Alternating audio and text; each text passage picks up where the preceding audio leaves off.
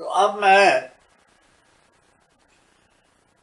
جلال الدین شمس کے مضمون کا جو جواب دیا تھا اس پر جو رد عمل کے طور پر جلال الدین شمس نے پھر اپنے اخبار میں بیان کیا اس کا ذکر کیا۔ اب میں مرزا محمود احمد کے بخار کا بھی ذکر کر دیتا ہوں جو انہوں نے اپنے ایک خطبے میں کیا تھا۔ وہ بھی ہمارے حملوں کے ساتھ، بلکہ حملے نہیں بتابڑ توڑ حملوں کے ساتھ اتنا بکھلا گیا، اتنا پریشان ہوا، تو اس نے ایک خطبے میں تو ظفر اللہ کو مخاطب کر کے کہا کہ آپ جانتے ہی نہیں ہیں کہ مجھے کس شاطر دشمن سے واسطہ پڑا ہے، صبح کچھ کہتا ہے شام کو کچھ کہتا ہے، ان کا پتہ ہی مجھے لگتا ہے کہ کیا یہ بات کرتی ہیں۔ حقیقت یہ ہے کہ اس کو پتا تھا کہ ہم کیا بات کرتے ہیں۔ ہماری ایک ہی بات تھی، ان کے علماء نے ہمیں اس رستے سے الگ کرنے کی پوری کوشش کی کہ ہم اس کی بدکاری کو چھوڑ کر جو دوسرے اختلافی مضامین ہیں ان کی طرف آئیں، لیکن ہم نے اختلافی مضامین کی طرف توجہ نہیں کی۔ ہم نے جو فاطم مسیح ناصری کی طرف نہیں آئے، اجراء نبوت کی طرف نہیں آئے، مسئلہ خلافت کی طرف نہیں آئے۔ ہمارا ایک ہی مسئلہ ہوتا تھا کہ یہ خلیفہ بدکار ہے۔ اس بدکاری کی بنا پر یہ خلیفہ صاحب بہت پریشان ہوئے۔ تو اس ضمن میں ایک بہت ہی دلچسپ جماعت احمدیہ کے فہمیدہ آدمیوں کے سامنے بیان کرتا ہوں، وہ غور کریں۔ وہ یہ تھا کہ ہمیں پتا تھا کہ یہ ہمیشہ جب بھی کوئی اس قسم کی لڑائی ہوتی تھی، یہ اخبار والے جو اس کی مخالفت کر رہے تھے ان کے پاس اپنے آدمی بھیجا کرتا تھا اور یہ کہا کرتا تھا کہ میاں کہ تم خلیفہ کے متعلق لکھ رہے ہو، تم بڑے مرزا کے متعلق لکھو، اصل تو دشمن وہ ہے اسلام کا، تم کس یہ آدمی جو اخبار والوں کے پاس جاتے تھے وہ دراصل آمدی ہوتے تھے، اور آمدی اپنا لباس پہن لیتے تھے مسلمان کا، اور ان کو دوسرے رستے سے اس رستے سے ہٹا کر دوسرا رستہ پر چلانے کی کوشش کرتے تھے۔ تو ہمیں یہ پتا تھا۔ ہم نے شورش کشمیری سے یہ کہا کہ بھیا اس کی یہ عادت ہے کہ ہمیشہ اپنے سے توجہ ہٹا کر بڑے مرزا صاحب کی طرف لگاتا ہے، یہ آپ نے اس بات کی طرف نہیں آنا۔ اس نے پہلے تو اختلاف کیا یہ کیسے ہو سکتا ہے کہ یہ اپنی توجہ ہٹا کر اپنے باپ کی طرف پھیر دے۔ تو بہرحال ایک واقعہ ایسا ہوا کہ اس کی سمجھ میں آ گئی یہ بات صحیح ہے۔ وہ یہ تھا کہ اس کے پاس دو آدمی گئے اور انہوں نے وہی بات کی جو ہم نے اس کو کہا کرتے تھے کہ یہ ذرا توجہ کرنا اور خیال رکھنا کہ آپ کے پاس آمدی آئیں گے اور اسے آپ کو یہ کہیں گے کہ میاں خلیفہ صاحب کے متعلق کیا بات لکھتے ہو، بڑے مرزا کے متعلق تو باتیں لکھو۔ تو جب اس کے پاس دو آدمی آئے اور انہوں نے یہی بات کی کہ آپ نے خواہ مخواہ خلیفہ کے متعلق باتیں شروع کر دی ہیں، آپ کو تو بڑے خلیفہ مرزا صاحب کے متعلق باتیں کرنی چاہیے تھی، وہ سمجھ گیا کہ یہ آمدی ہے۔ اس وقت پھر اس نے اپنا چپڑاسی پلایا، اس نے کہا کہ بھیا ذرا یہ دروازہ جو ہے وہ مکفر کر دیں اور یہ فون کریں ایس پی کو کہ دو آدمی میرے پاس آئے ہوئے ہیں قادیانی، وہ مجھے قتل کرنا چاہتے ہیں۔ وہ جب فون کی طرف وہ ملازم گیا تو دونوں جو آمدی تھے وہ اس کے پاؤں پڑ گئے اور کہا کہ ہمیں خدا کے لیے معاف کریں کہ ہمیں چھوڑ دیں۔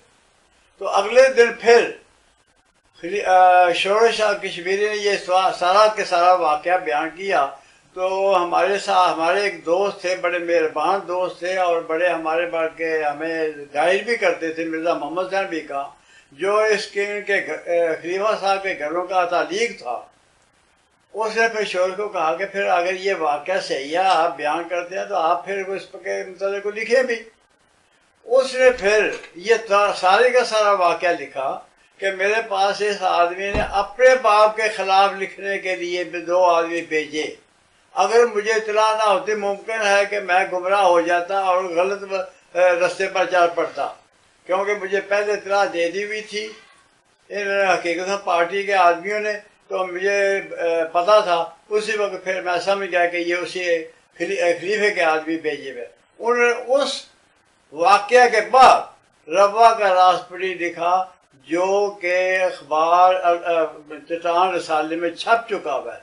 پہلے اس نے سارے کا سارا یہ واقعہ لکھا کہ یہ ایسا بدبخت شخص ہے کہ اس نے اپنے سے توجہ ہٹا کر اپنے باپ کی طرف توجہ دلانے کے لیے مجھے میرے پاس آدمی بھیجے۔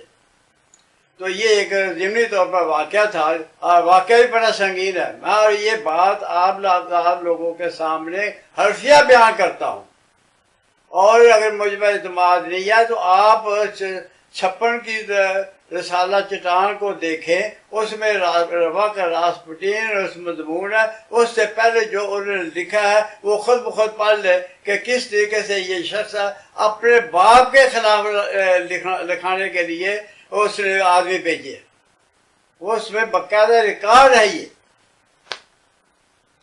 تو اس طریقے سے ہمارا خلیفہ صاحب کے ساتھ مقابلہ ہوا، اور اس طریقے سے خلیفہ صاحب نے اپنا ہتھیار پھینکے، اور جتنے اس کے تھے لکھنے والے مولوی ابوالعطا، جلال الدین شمس، نذیر لال پوری، عبد الرحمن خادم، انہوں نے پھر لکھنا چھوڑ دیا تھا۔ تو اب تک میں جو آپ کے سامنے بیان کیا ہے، پہلی بات میں آپ سے یہ عرض کروں گا کہ آپ پہلے میری تاریخ جو میں نے آپ کے سامنے بیان کی ہے وہ دیکھیں کہ وہ خلیفہ صاحب مجھے کہتے ہیں کہ قادیان افواج کے لیے آؤ، میں قادیان چلا جاتا ہوں۔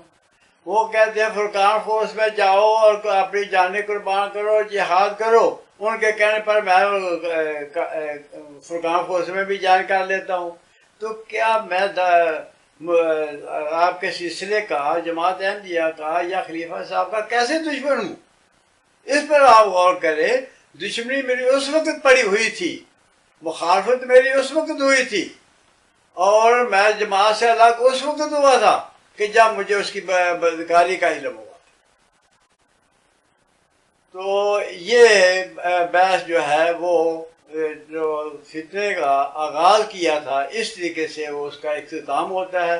اب میں آپ کے سامنے وہ بات جو خلیفہ صاحب نے کہا کہ یہ خلافت کا فتنہ ہے، اس پر کچھ اس کا پس منظر بیان کرتا ہوں کہ خلیفہ صاحب نے مولوی عبد المنان عمر کو ہمارا جو رہنما بنا کر پیش کیا کہ یہ وہ آدمی، یہ اس کے کرندے ہیں، یہ اس کے سپوکس مین ہے۔ تو اس کے متعلق میں آپ کے سامنے کچھ روشنی ڈالنا چاہتا ہوں کہ اس کا پس منظر کیا ہے۔ اصل بات یہ ہے کہ جماعت کی 3 تنظیمیں تھیں، اطفال احمدیہ، خدام احمدیہ، انصار اللہ یا انصار احمدیہ۔ جو خدام احمدیہ تھے، اس کے جو پریزیڈنٹ تھا وہ میاں ناصر احمد صاحب تھے۔ وہ 2-3 سال وہی رہے۔ ایک اجتماع ایسا ہوا جس میں میاں ناصر احمد صاحب کے مقابل پر عبد المنان صاحب کا نام پیش کر دیا کہ یہ خدام احمدیہ کے پریزیڈنٹ ہونے چاہیے۔ اس نام پیش کرنے میں جو ہمارا گروپ نکالا گیا تھا وہ تقریباً وہی تھے جنہوں نے میاں عبد المنان کا نام پیش کیا تھا کہ یہ ان کو اس خدام احمدیہ کا پریزیڈنٹ ہونا چاہیے۔ اب میاں عبد المنان صاحب عمر کا نام بھی پریزیڈنٹ کے لیے تجویز ہو گیا، اور اس کے سامنے کا نام پیش کرنے والوں کا جو تھا ایک آدمیوں کا گروہ، وہ بھی سامنے آ گئے۔ تو اس طریقے سے وہ خلیفہ صاحب کے ذہن میں آ گیا کہ اب بھی ایک ایسا